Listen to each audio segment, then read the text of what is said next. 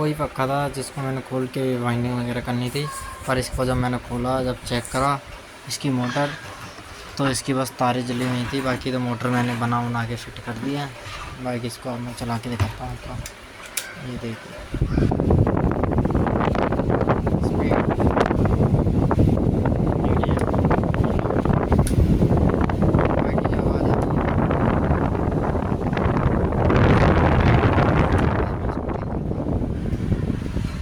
बाकी हमारा काम हो चुका है, मोटर बन चुकी है।